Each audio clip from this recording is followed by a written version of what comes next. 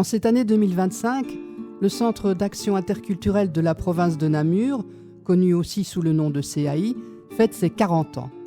ASBL héritière du Centre socioculturel des immigrés de la province de Namur, le CAI est l'un des centres régionaux d'intégration de la région wallonne.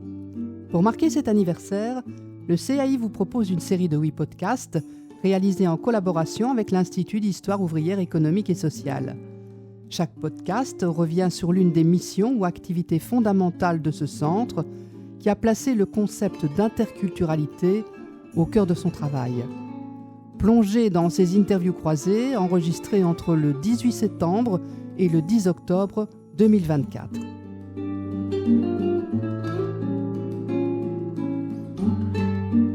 Dans ce 3e épisode, nous donnons la parole à Émilie Jusniot et Catherine Solek, anciennes et actuelles collaboratrices du CAI, travaillant dans le domaine de l'insertion professionnelle, dite aussi ISP.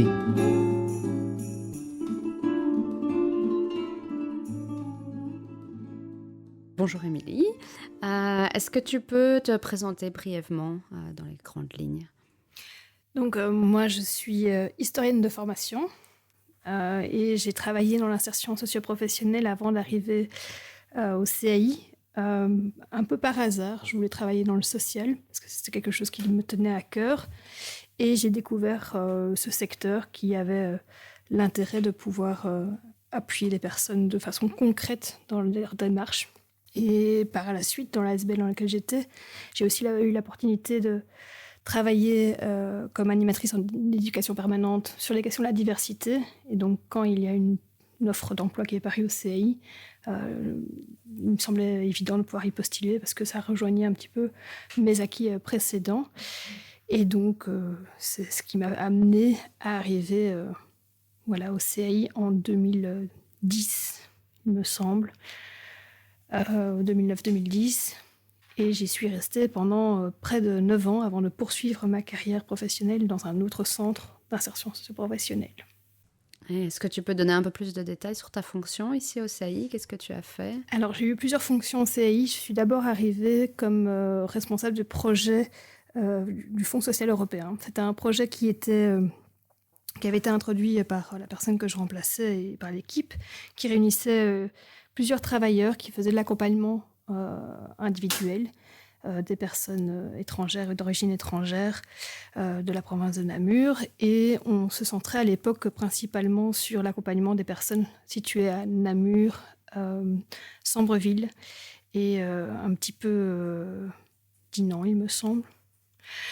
Et le principe de cet accompagnement, c'était de pouvoir les aider dans leur démarche de recherche d'emploi. Mais très vite, on s'est rendu compte que pour pouvoir développer ce projet, il était important de pouvoir mettre des actions avec les partenaires. Et donc, on a créé des ponts avec les autres structures qui accompagnaient ces personnes, c'est-à-dire le Forem, le CPS, et pour pouvoir aussi faire connaître l'offre de services qu'on proposait. On était à une époque où la diffusion par Internet ne se faisait pas du tout de la même manière que maintenant. Et on se rendait compte qu'il était très important de pouvoir faire connaître notre service et faire connaître les spécificités d'un accompagnement adéquat avec les besoins des personnes étrangères. Dans le cadre de ce projet, on a à plusieurs reprises vu que les personnes qu'on accompagnait avaient des difficultés spécifiques et c'est ça qui nous a amené à la fin justement de cette action à faire un gros travail de synthèse où on a mis en avant les freins spécifiques du public qu'on accompagnait. C'était une époque où on sortait d'une phase de gros combat que le CAI avait porté. Et moi, quand je suis arrivée, mes collègues de l'époque m'avaient témoigné de ce qui s'était passé. Et moi, j'avais préalablement travaillé aussi sur ce sujet dans mon job précédent. C'était mettre en lumière les résultats de la lutte pour la régularisation des sans-papiers. Et donc, on était à la croisée entre ce moment où les politiques s'étaient de nouveau emparés de ce sujet alors qu'on n'en avait plus trop parlé. Et puis, c'est retombé. Et puis, quelques années plus tard, on arrivait avec la crise de l'accueil, comme ça a été appelé, et où là, on avait une nouvelle vague migratoire arriver et on sentait vraiment que ça re-questionnait de nouveau les politiques et un constat qui était très difficile à à faire, c'était que les personnes sans papier qui avaient trouvé du travail pendant toutes les années où elles étaient sans papier, une fois qu'elles étaient régularisées, étaient confrontées à un marché de l'emploi qui trouvait que tout d'un coup, leur valeur professionnelle n'était pas suffisante. Et ça, c'était quelque chose qui nous avait vraiment marqué à l'époque, c'était de se dire que il y avait 2 poids 2 mesures. Il y avait une exigence de la main-d'œuvre. Tant qu'elle n'est pas qualifiée, tant qu'elle n'est pas régularisée, et qu'elle peut être juste exploitée, entre guillemets, elle convient. Mais une fois qu'il faut la payer aux normes des salaires réguliers, leurs compétences ne sont pas suffisantes. Et ça, c'était vécu comme une injustice terrible de la part des personnes qui avaient déjà mis presque 10 ans à obtenir leur papier. Et donc ça, c'était quelque chose qui, moi, m'avait fortement marqué à l'époque. Dans cette vague-là aussi de constats qui étaient marquants, qui avaient alimenté nos freins, c'était toute la difficulté des personnes qui avaient migré avec des diplômes conséquents et qui se retrouvaient face au parcours toujours fastidieux de reconnaissance de leur diplôme, et donc la fameuse procédure d'obtention de l'équivalence de diplôme qui est vraiment très limitée, et qui aussi, in fine, même quand les personnes obtiennent leur équivalence de diplôme, ce n'est pas forcément pour ça qu'elles vont obtenir leur reconnaissance de la part des gens près lesquels elles postuleront. Donc ça, c'était aussi quelque chose sur lequel on a beaucoup travaillé à l'époque. Est-ce que tu peux peut-être dire, par rapport au rôle du CAI dans le déploiement de l'ISP de manière générale, quand tu étais là, vraiment au niveau de... On avait plusieurs fonctions, hein. Donc on avait la fonction d'accompagnement de première ligne, et il y avait la phase de se faire reconnaître en tant qu'acteur de première ligne, parce qu'on venait avec une casquette différente de celle du Forem, des conseillers référents Forem ou des conseillers du CPS. Et donc il fallait d'abord faire connaître notre service. Donc ça c'était déjà un rôle, c'était d'aller à la rencontre de tous les partenaires pour dire que voilà, l'équipe était là, qu'elle était spécifiquement formée à la compréhension de l'approche et de la posture interculturelle. On avait énormément travaillé avec l'équipe sur cette posture. Qu'est-ce qui nous distingue quand on fait un accompagnement d'un accompagnement classique? Pourquoi le nôtre est différent? Quelles sont nos spécificités? Comment est-ce qu'on peut... parce que tout simplement, en travaillant là-dessus, ça permet de voir comment on va avoir une posture équivalente entre les travailleurs, mais aussi de voir par rapport aux autres acteurs quelque chose qui puisse permettre d'être plus en soutien avec les personnes qu'on accueille. À ce niveau-là, on a régulièrement été formés justement à ce qui était l'accompagnement social aussi, parce que les personnes qui constituaient l'équipe n'avaient pas du tout le même profil. C'était pas tous des assistants sociaux de formation. Et donc ça a amené une richesse dans l'équipe, mais ça a amené aussi des incompréhensions en termes de méthode de travail ou de difficultés d'ajustement.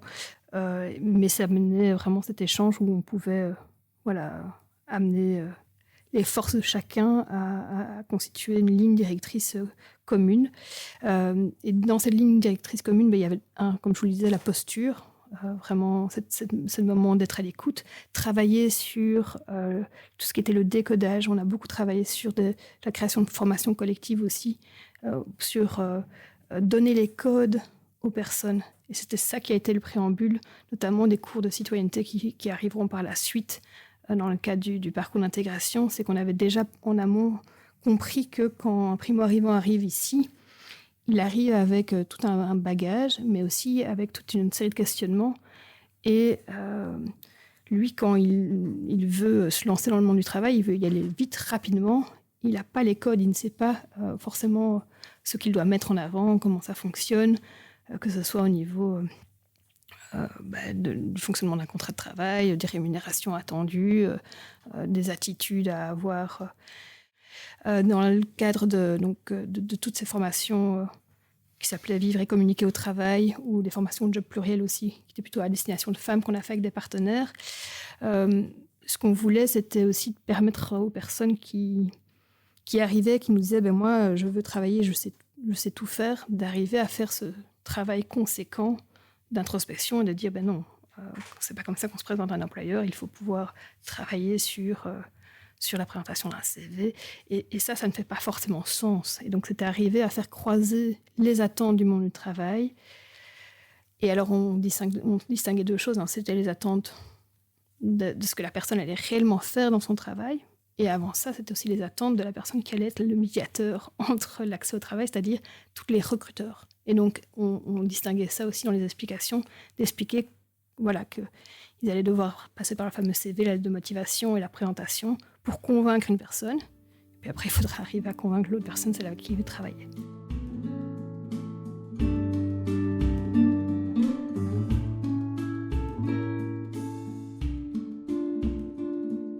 Au niveau des acteurs plutôt du monde de l'entreprise, on y a été par la suite, dans un deuxième temps, parce qu'après avoir promu la diversité auprès des acteurs du monde de l'insertion socio-professionnelle et des centres de formation, on s'est dit l'étape suivante était aussi de les promouvoir près des employeurs. On y avait peut-être deux approches. La première, c'était d'abord de sensibiliser à tout ce qui était l'action de connaître la loi contre les discriminations qui a eu des différentes évolutions aussi, et il y a eu un passage aussi de changement de nom de la structure qui s'était divisée à l'époque, qui est devenue UNIA maintenant.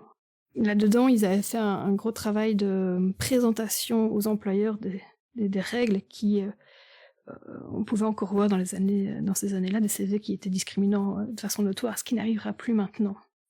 Et donc ça aussi, c'était aussi une chose qui a été faite, c'est qu'on a été présenté justement les outils comme IDIF, qui sont une plateforme de formation en ligne pour les employeurs, à la sensibilisation à la connaissance des principes de ce que c'est le respect des droits des personnes et des travailleurs, et de ne pas agir de façon discriminante envers tout type de discrimination, et donc là pas uniquement les discriminations liées aux origines, mais ça faisait partie d'un travail qu'on avait fait aussi.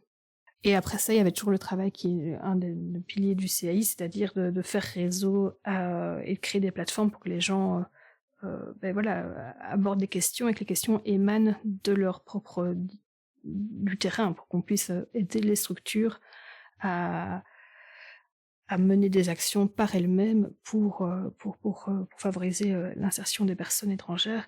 Et à ce niveau-là, il y a eu plusieurs plateformes avec le Forum qui ont été mises en place. Il y a eu des actions avec des partenariats, notamment avec des acteurs comme la Mirena, qui ont vu l'existence de formations très spécifiques, de formations collectives, comme je vous ai parlé de Vivre comme que travail ou Job pluriel. C'était avec la Mirena. Et on avait aussi d'autres actions qui avaient été liées avec la ville de Namur et la Mirena pour faire des actions dans les quartiers. Et donc là, de nouveau, deux approches dans les quartiers, c'était aller à la rencontre des travailleurs de terrain pour sensibiliser les travailleurs des maisons de quartier à ce qu'ils mettent des actions en place, et évidemment être présent pour faire l'accompagnement dans les quartiers des personnes étrangères. Et les syndicats dans tout ça? Vous aviez des rapports particuliers avec les syndicats? Alors les syndicats, on n'avait pas spécifiquement des rapports avec l'ensemble du monde syndical, mais au sein des syndicats, que ce soit la CSC ou la FGTB, il y avait des cellules liées qui travaillent sur ces questions des droits des personnes étrangères. Et donc, on était chaque année en lien avec eux pour différentes actions, que ce soit justement lorsqu'on mettait des programmes de formation en place, eh bien, il y avait des formations sur l'évolution des luttes pour le droit des sans-papiers. Ça avait été très fortement porté par certaines personnes donc, de ces cellules, pour la FGTB et pour la CSC, et par le CAI aussi.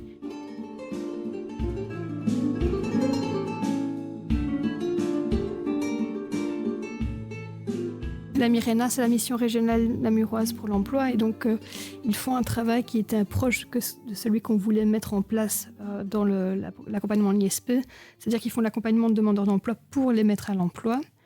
Et nous, par rapport à ça, pourquoi on travaille avec les Mirena, c'est parce que c'est un travail qui nécessite une méthodologie spécifique, qui nécessite beaucoup de ressources humaines pour aller faire du démarchage d'employeurs.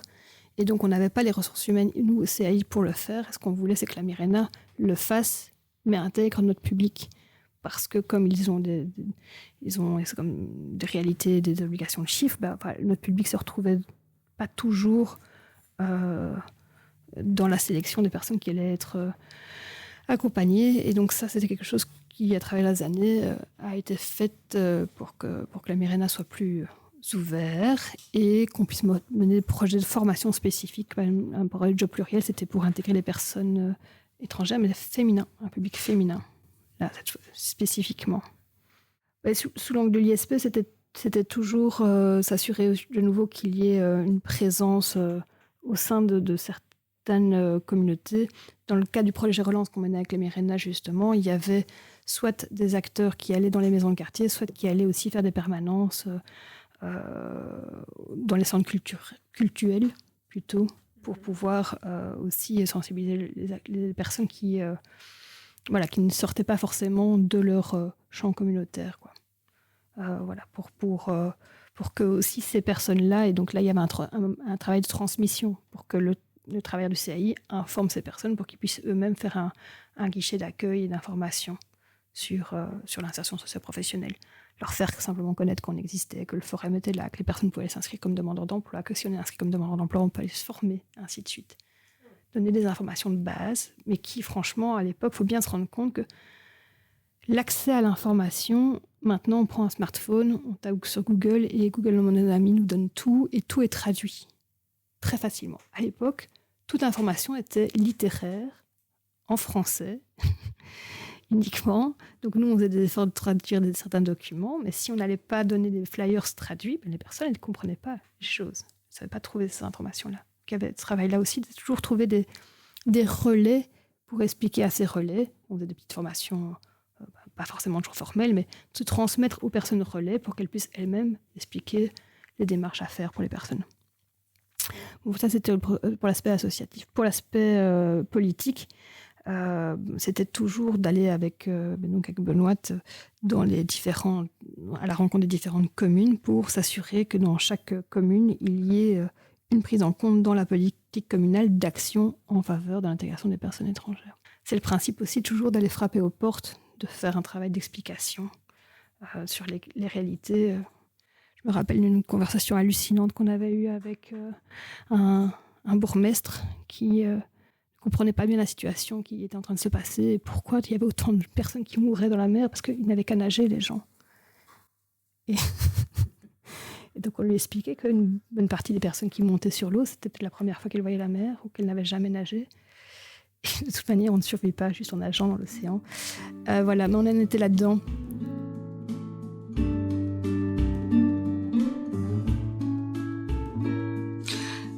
Catherine. Oui. Alors moi, je t'ai vu arriver au CAI, mais alors je ne me rappelle plus du tout en quelle année et à quelle fonction exactement tu es arrivée parmi nous. Maintenant, je suis arrivée au CAI en 2019, en février 2019. Et donc, j'ai fait 2 ans d'accompagnatrice au parcours d'intégration. Donc, je suis d'abord passée par là, où là, il y avait quand même peu d'ISP, on va dire. Et puis après, j'ai fait aussi 1 an de projet mentorat, donc un projet spécifique mentorat pour les demandeurs de protection internationale. Donc, j'ai fait ça pendant 1 an, donc ça, c'est mes premiers vrais pas, on va dire, dans l'ISP.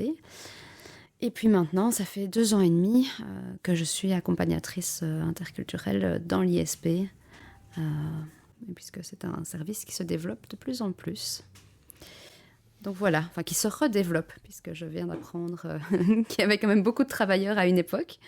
Puis visiblement, ça a bien diminué, et puis maintenant, ça revient.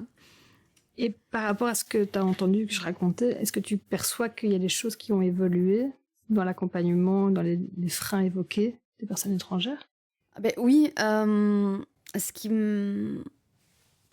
m'a un petit peu choquée, entre guillemets, de ce que tu parlais, en fait, je ne me rendais pas vraiment compte de cet accès à la formation. On disait que c'était vraiment un gros problème. Alors, ça l'est toujours principalement par rapport aux Français, mais je trouve que maintenant, l'accès aux formations est quand même relativement ouvert.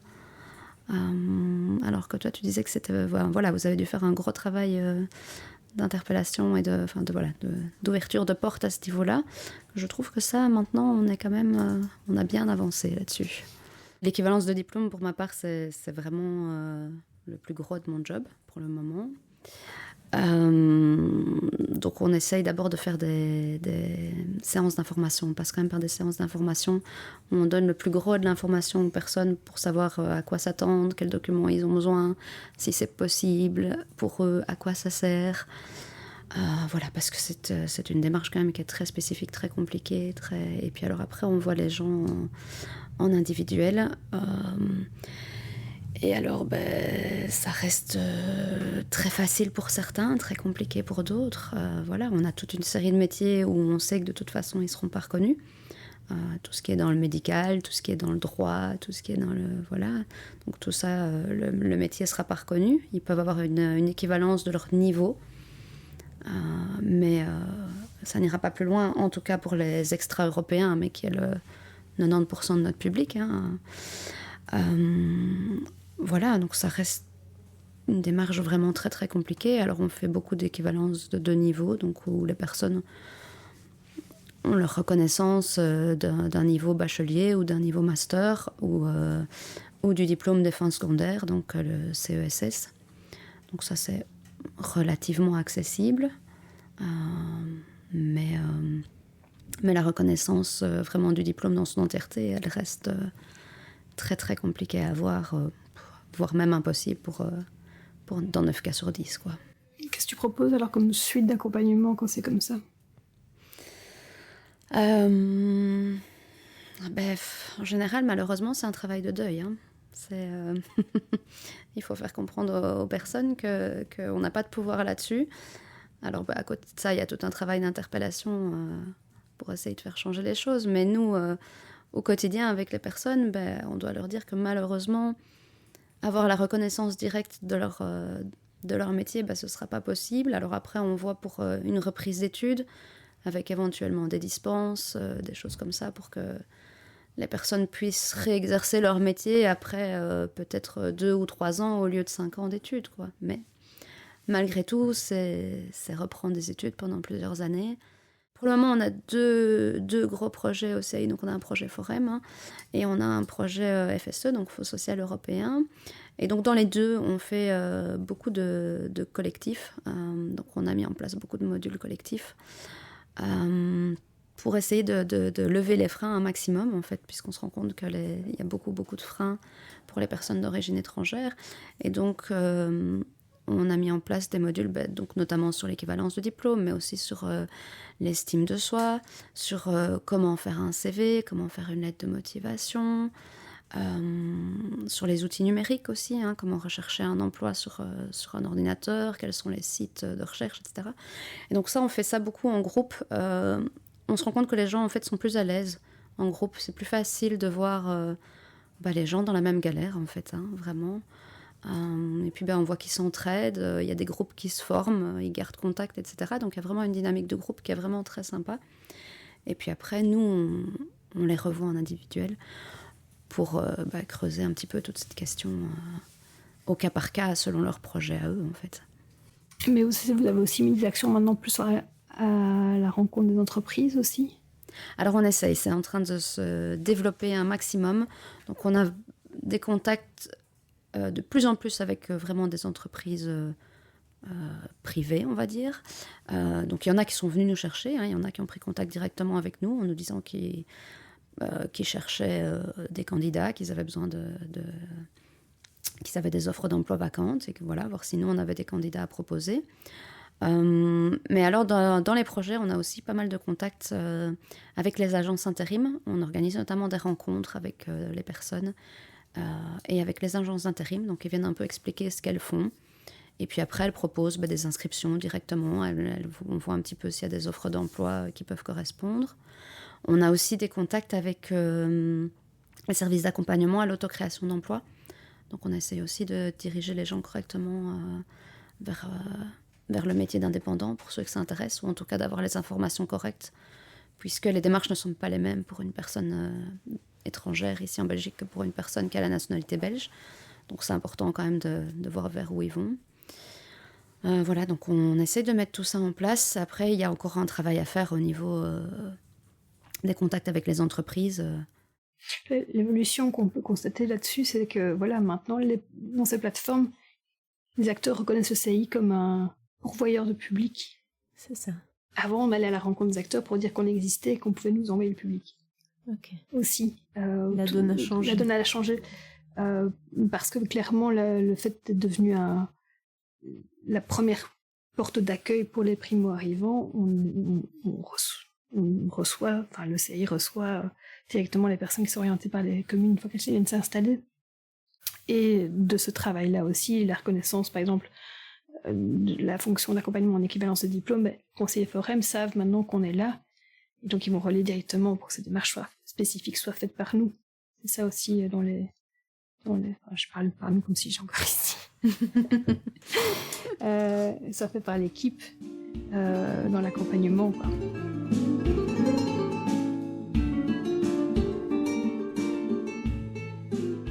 Depuis 2 ans et demi, Catherine, tu dis que tu es accompagnatrice interculturelle en ISP. Peut-être te demander comment vous articulez aujourd'hui cette... j'allais dire ce double langage, mais pas forcément. Il y a des gens qui font de l'ISP, j'imagine, sans forcément cette dimension d'accompagnement interculturel. Comment toi, tu le vis aujourd'hui dans ta fonction? Comment tu le mets en œuvre? Peut-être quels sont les freins à mettre ça en œuvre tel que tu en rêves? Je ne sais pas. Mais du coup, ici, l'accompagnement interculturel, c'est un peu la spécificité du CAI, évidemment. C'est un accompagnement qui doit se faire de manière globale, enfin pour moi en tout cas. C'est tenir compte de la personne, tenir compte de son passé, tenir compte de sa culture, tenir compte de ses projets, de son adaptation ici en Belgique. Donc c'est pas juste une recherche d'emploi ou une recherche de formation, c'est, on en a déjà parlé, c'est des freins à lever, c'est voir sa compréhension du monde du travail ici en Belgique. Est-ce qu'elle se rend compte, quand elle parle d'un métier, est-ce que le métier qu'elle a en tête, c'est le même métier qu'on fait ici en Belgique? Parce que souvent, ce n'est pas le cas, en fait. Donc, une personne va parler d'être vendeuse, mais ça n'a rien à voir avec une vendeuse dans son pays. Ça peut être, elle peut faire de la logistique, du rayonnage, la commande de stock, et être à la caisse et discuter avec les gens. Et c'est plein de choses que ici, vendeuse, ça peut être juste être derrière la caisse et ça se limite à ça. C'est pas, voilà, donc il y a aussi tout ce côté culturel dont il faut s'assurer. Et puis alors, bien évidemment, par rapport à leur passé migratoire, voir un peu aussi si les personnes sont réellement prêtes à travailler.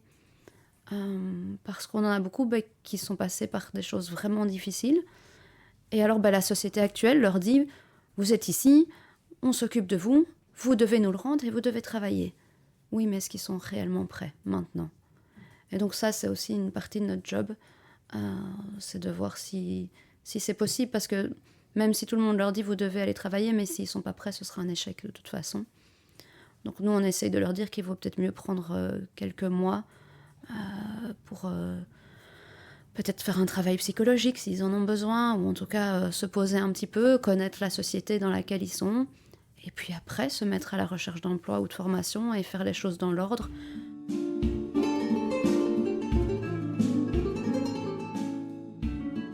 Ce manque de temps, je pense qu'une des forces du CI, c'était l'octroi de laisser du temps aux accompagnateurs de faire les entretiens correctement. Moi, je rebondis sur ce que tu disais tout à l'heure par rapport au principe de permettre aux personnes de connaître les réalités du marché du travail. C'est vraiment ça qui avait mené la réflexion de lancer le projet de mentorat à l'époque. C'était de se dire, on n'est pas des experts de tout.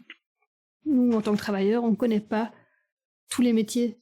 Si j'ai quelqu'un en face de moi qui me dit qu'il veut être boucher, excepté mes représentations sur le travail de boucher, je ne sais pas ce que ça représente. Et par contre, je peux peut-être trouver des volontaires qui, eux, ont été bouchés, ou si eux-mêmes ne sont pas bouchés, ont peut-être quelqu'un dans leur réseau qui l'est. Et essayer de faire des rencontres entre des Belges qui sont intégrés, qui ont une expérience professionnelle, et des demandeurs d'emploi sur des métiers. Alors ça, c'était l'idée de base. La mise en œuvre a été plus compliquée que ça, parce que le matching, c'est très compliqué d'avoir les bonnes personnes au bon moment. Mais à la base, c'était ça qui avait lancé notre réflexion lorsqu'on a été à la rencontre des mentors pour créer le premier projet de mentorat qui était de l'accompagnement complémentaire à ce que l'on faisait, quoi. Donc nous, on restait les référents pour toutes les démarches administratives et les situations complexes et tout ce qui nécessitait de la technicité. Mais eux étaient là pour ouvrir des portes et avoir des échanges. Je me rappelle de réunions collectives de mentorat où les personnes qui étaient présentes nous disaient que c'était la première fois qu'ils avaient été invités à manger chez un Belge. Ça fait 3, 4, 5 ans qu'ils étaient en Belgique. Ils n'étaient jamais rentrés dans une maison belge. Et donc voilà, c'est des rencontres qui ont pesé aussi, alors ça, pas pour 1000 personnes, mais les quelques personnes qui en ont bénéficié, ça a fait plus des belles rencontres humaines que des vraies remises à l'emploi en termes de finalité, mais finalement, c'est pas toujours ça qu'on cherche non plus, c'est aussi de permettre aux gens de s'épanouir. Et des deux côtés, ça a été épanouissant, pour nous aussi. On a un mentor qui est vraiment super impliqué dans différents domaines. En fait, il est indépendant, mais donc il explique vraiment, en fait, il est parti de rien. Et donc il explique vraiment comment il a pu monter son entreprise, qui est dans le domaine import-export. Donc ça intéresse aussi pas mal de personnes dans notre public, etc. Donc c'est vrai que quand on a quelqu'un qui veut devenir indépendant, souvent on le met avec lui.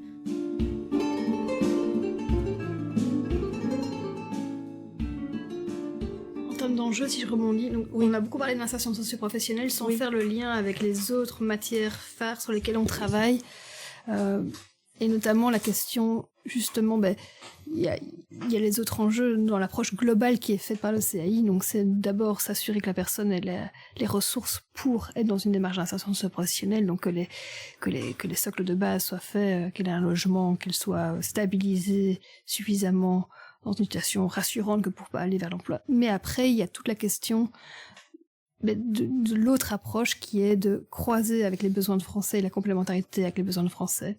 Jusqu'où j'ai besoin de connaître le français et à partir de quand je peux quand même aller à l'emploi même si mon niveau de français n'est pas bon. Et donc ça se jongle en permanence avec la personne, mais aussi avec l'endroit où elle veut aller. Convaincre un employeur que si la personne ne parle pas parfaitement français, ça va aller.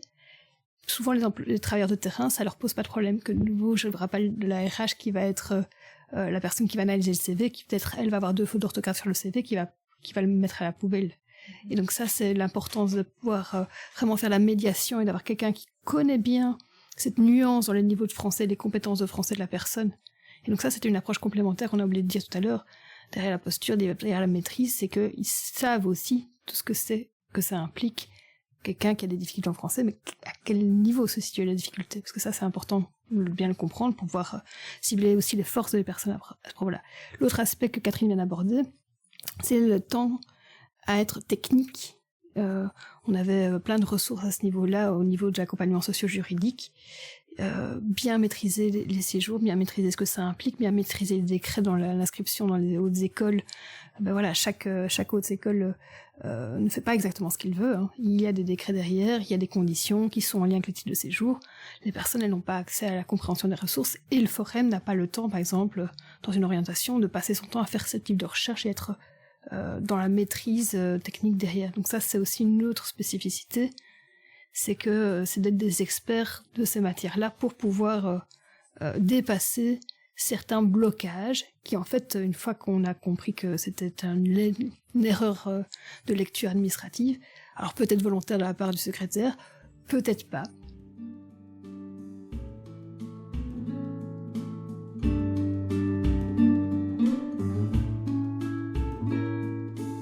Et en termes d'enjeux et de défis, est-ce que tu en identifies d'autres dans le secteur de l'ISP? Si l'ISP était déployé selon tes rêves, qu'est-ce qu'il faudrait faire? Il y a quand même un travail de sensibilisation aux employeurs qui est essentiel. Je veux dire, là, on a des contacts avec certaines entreprises. Après, comme Émilie disait tantôt, ce problème les contacts, en fait, sont plus faciles au final avec les petites entreprises. Parce que c'est les indépendants qui ont besoin de quelqu'un pour faire le travail là maintenant, et si la personne sait le faire, c'est très bien. Et elle ne passe pas par la RH qui va lire le CV, comme tu disais, avec les fautes d'orthographe, avec le français qui n'est pas correct, etc. Tandis que quand on va vers des grosses boîtes, oui, en général, ça bloque en fait. Hein. Ils reçoivent des dizaines et des dizaines de CV, et voilà, malheureusement, je pense que La discrimination à l'embauche, elle est quand même toujours là aussi. Donc ça, c'est quand même... donc un des gros enjeux pour moi, oui, c'est la sensibilisation dans les entreprises à la diversité, à l'interculturalité et à se vivre ensemble. Voilà, mais il y a encore beaucoup de boulot. Et à côté de ça, il y a encore aussi un travail que nous, on fait, mais qui est de donner les codes culturels du marché du travail aux personnes qui arrivent ici. Parce que ça va dans les deux sens. Dans le sens, parce que, voilà. Oui, ça va dans les deux sens. Moi, j'accompagne dans l'ensemble de formation, donc je sors un petit peu, mais c'est les mêmes enjeux se rejoignent. Hein. Donc des demandeurs d'emploi étrangers, pas mal d'entre eux sont soit encore demandeurs de protection internationale, soit sont reconnus réfugiés.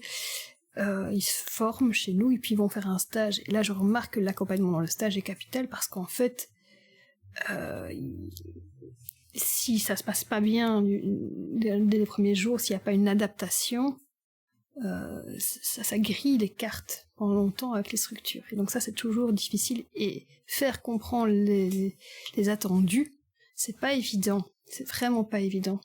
Or, autant on peut être aussi dans une posture d'approche et de compréhension, à partir du moment où on arrive dans le monde du travail, il y a des attendus qui sont là, et il faut se conforter au principe. Alors, je dis pas que tout doit être de l'assimilation parfaitement rigoureuse, mais arriver à l'heure, c'est bête, mais c'est un stéréotype, mais il est vraiment présent.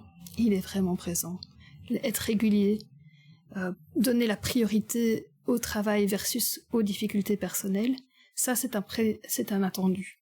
Or c'est pas quelque chose qui fait forcément sens pour toutes les personnes. Notamment la question de la priorité aux enfants, c'est vraiment un gros frein aussi que je peux comprendre, mais qui pose problème dans l'intégration à l'emploi et le maintien à l'emploi de personnes. Parce que à choisir, la personne étrangère, plus régulièrement les personnes étrangères que les personnes belges qu'on a en formation vont toujours donner priorité à leurs enfants, aller chercher l'enfant à l'école. Des fois c'est parce qu'il n'y a pas de réseau, et des fois c'est parce que c'est leur valeur qui prime.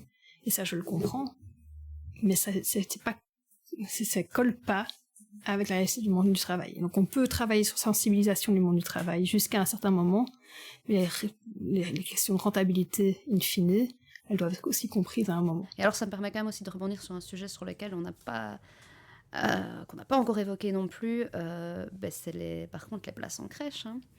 Les places, voilà, ça c'est aussi un gros problème, un gros frein. C'est que tant que la personne ne travaille pas, elle n'a pas de place à la crèche. Donc elle ne sait pas chercher de l'emploi. Et en fait, c'est un cercle vicieux jusqu'à ce que l'enfant rentre à l'école, en fait. Puisque le temps, si jamais elle trouve un emploi, c'est trop tard pour chercher une crèche, puisqu'il faut des mois et des mois pour avoir une place.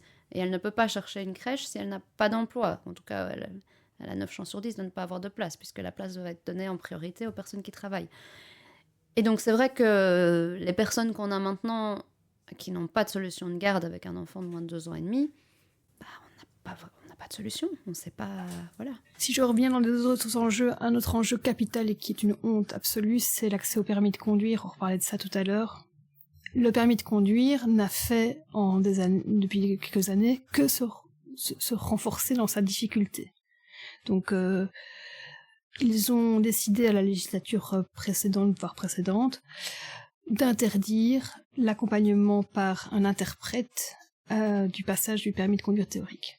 De ce fait, le passage du permis théorique est conditionné à une maîtrise de la langue française qui dépasse un niveau A2, vu que la formulation des questions est de façon objective, et ça a été dénoncé dans la presse, faite de façon alambiquée, avec des doubles négations, avec des choses qui sont difficiles à comprendre, même pour un francophone. Et ils ont clairement voulu séparer l'accès à la session spéciale, qui est une session où les questions sont lues, et le réserver uniquement pour le public analphabète, et donc clairement, ils l'ont dit, pas pour les personnes étrangères, parce que les personnes étrangères n'ont qu'à apprendre le français avant de venir passer le permis de conduire. On voit que c'est un levier pour eux de cette promotion et de cette volonté de se dire, tiens, dans la lecture linéaire et unique de l'intégration par l'assimilation que certains membres du gouvernement ont, il faut absolument passer par une maîtrise du français. en sachant que si la personne par contre elle a son permis de conduire, elle aura peut-être plus facile à aller en emploi, et ce qui est aussi un objectif pour certains spécialement de ce gouvernement. Bref, le permis de conduire, tant qu'il ne l'accès à la réussite juste du théorique n'est pas facilité, on va continuer à avoir des personnes qui sont bloquées dans l'accès à toute une série de métiers parce qu'ils n'ont pas le permis de conduire. Ce frein-là, ça faisait partie des freins qu'on avait à l'époque. Il n'y a eu aucune évolution à ce niveau-là. Ça n'a été que Il y a même une détérioration. détérioration absolue. Alors le Forum a mis des choses en place qui étaient de donner des moyens très conséquents pour qu'il y ait des subventionnements pour que les personnes suivent des cours de formation de permis de conduire théorique via soit des auto-écoles, donc là il a subventionné largement les auto-écoles in fine, ou soit via des institutions qui font des formations au permis de conduire. Mais même après ces formations-là, la difficulté du texte, et pas, je distingue bien la difficulté de l'épreuve versus la difficulté de la maîtrise de la matière, reste trop compliquée pour qu'une série de personnes ne puisse passer la partie théorique. Et donc on revient sur la question de la posture au travail, qui elle par contre, elle ne faiblit pas quoi, les exigences. Voilà, on est dans un marché du travail qui est extrêmement exigeant. Un gros enjeu, je pense que ça on va être confronté, et ça sera pas que les personnes étrangères, c'est face à la concurrence des nouvelles technologies et du fait que voilà, plein d'emplois vont être remplacés par l'IA, que fait-on des personnes qui ont moins d'aptitude à s'adapter, à être flexibles, à répondre aux normes? Alors on peut se dire que dans les migrants, ils ont une capacité d'adaptation et de flexibilité qui est hors norme, et que ça pourrait être vraiment un levier à mettre en avant, vu les parcours qu'ils ont eus. Mais il y a des fois des blocages sur la compréhension des attentes qui bloquent, et où là, tout d'un coup, on ne voit plus cet effet bénéfique de leur parcours en termes d'adaptabilité et de flexibilité. Là, je voudrais rebondir parce que nous, c'est un gros problème qu'on a aussi à ce niveau-là. C'est des personnes qui ont été engagées pour faire un travail lourd, avec un niveau de français faible, parce qu'on s'est dit, OK, il n'y a pas besoin, souvent un peu d'oral et c'est suffisant. Et puis, il y a les problèmes de santé qui arrivent. Et donc, on a énormément d'hommes, principalement, enfin, des femmes aussi, qui ont une 50aine d'années, qui ont travaillé 10, 15, 20 ans dans un travail lourd, qui maintenant, physiquement, ne savent plus le faire, mais ne savent ni lire ni écrire en français. Et maintenant, qu'est-ce qu'on fait? Les renvoyer à l'école après 20 ans pour réapprendre à écrire, d'ici à ce qu'ils puissent faire un métier où il y a besoin de l'écrit, c'est quand même vraiment compliqué. C'est quand même vraiment... Et donc là, il y a aussi tout cet enjeu de... Est-ce que c'est important de savoir lire et écrire dès le début ou pas? Ou est-ce qu'on les lance sur le marché de l'emploi tout de suite en se disant, il y a une offre là, il faut la saisir, avec les conséquences que ça peut avoir après? Voilà, ça c'est aussi une grosse question. Nous, on en a encore vraiment de plus en plus, du coup, envoyé par le Forum, parce qu'ils ne savent plus trop quoi en faire. Alors, le boulot de l'accompagnement, c'est d'ouvrir des portes aux personnes. C'est d'essayer de leur dire que le monde est possible. Mais quand chaque porte se referme à leur visage en permanence, c'est dur pour la personne, c'est dur pour l'accompagneur. Et il n'y a pas vraiment de solution, quoi. Voilà, je pense que Alors je prône de nouveau pour une chapelle, mais je pense que le politique devrait renforcer les entreprises d'économie sociale et pouvoir aider vraiment à la création d'emplois de qualité accessibles à des personnes qui n'ont pas cette productivité nécessaire pour une entreprise privée. Et d'un autre côté, moi je peux pas cracher sur les petits indépendants que vous côtoyez, qui engagent des personnes, parce que la réalité de leurs finances... elles sont pas drôles non plus, quoi. Les charges patronales pour un indépendant, quand il commence à engager un premier travailleur, il y a eu des améliorations, mais s'il veut aller avec un deuxième, c'est gigantesque, quoi. Et donc ça, c'est des vrais enjeux. Ils ont intérêt à avoir des gars qui sont fiables, vu qu'ils vont devoir les payer directement. Ils ont pas de parapluie, quoi. Ils ont pas de subsides qui vont tomber à la fin du mois. Et ça, je pense que c'est vraiment une réalité qu'il faut être prise en compte, et que je peux comprendre, résultat, qu'il soit un peu sélectif aussi. Et malgré tout, par contre, on voit que quand les patrons voient qu'il y a de la motivation, c'est ce qu'ils disent, hein, qui voient qu'il y a de la motivation. Parce que derrière certains des profils qu'on a ici, on a des gens qui en veulent. Et ça, c'est vraiment intéressant. Il y a des entreprises d'économie sociale, mais pas liées sous ce modèle coopératif spécifiquement avec un savoir-faire spécifique qui était le monde des possibles faisait de l'interprétariat, donc utiliser les compétences linguistiques des personnes primo-arrivantes, quoi, ou des personnes étrangères qui étaient là. Ici, il y a d'autres coopératives qu'on voit se mettre en place, mais qui sont souvent, comme d'autres endroits du pays, qui sont quand même portés par des gens qui maîtrisent beaucoup les codes. Ouais. Les codes, les législations, les leviers, parfois les ressources financières avec des crowdfunding, enfin voilà. Là, c'est complexe. C'est très complexe.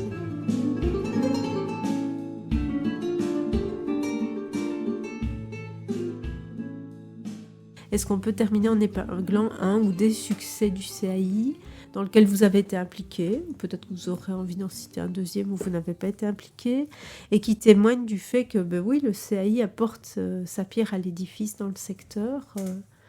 Si je reviens sur un accès ISP pur, moi je pense que le colloque qu'on avait fait en 2020 au BEP, c'était bien, ça a permis d'aller justement vers ce monde du bureau économique de la province avec plein d'acteurs présents.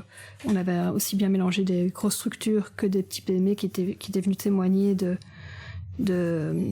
leur expérience positive d'avoir engagé une personne étrangère, et tout simplement on avait présenté des success stories justement, et à quel point en fait au-delà d'une appréhension ou d'un frein où justement certains n'avaient pas cette appréhension et on partageait ce témoignage là, c'était intéressant de montrer comment est-ce que comment ça pouvait faire des ponts intéressants entre l'insertion d'une personne dans un métier, ce que ça a apporté pour le travailleur, mais aussi pour l'entreprise. Donc mettre ça en avant. Pour moi, c'est plus de discrimination à l'embauche, quoi. Il n'y a rien à faire, ça serait vraiment le must. Mais il y a encore beaucoup de boulot, hein. Ça serait vraiment, c'est très utopique, mais on va y arriver, hein, avec le temps, avec nous, on ne le verra peut-être pas, mais nos enfants, nos petits-enfants, ils seront peut-être, on croise les doigts en tout cas, hein, voilà. Mais pour moi, oui, ça c'est quand même encore vraiment un gros frein. Après, il y a quand même aussi des améliorations, puisqu'on voit par exemple des entreprises qui prennent les CV à l'aveugle, qui ne regardent ni le nom ni la photo, des choses comme ça pour une première sélection, ça commence à se faire, ça. Donc voilà, on avance un petit peu. On voit aussi ces fameux CV numériques, sous forme de vidéo, etc. Du coup, là, on voit la personne très clairement, mais je trouve que ça amène déjà quelque chose de beaucoup plus personnel. Et donc, les entreprises, elles auraient peut-être pu bloquer sur un nom, sur une photo, et puis en voyant la personne s'exprimer, voyant comment elle peut être, etc., je pense que ça aide aussi. Donc moi, j'aime bien ça. Maintenant, il y a le frein numérique qui est là pour pouvoir faire ce genre de CV. Mais bon, ça c'est un autre problème.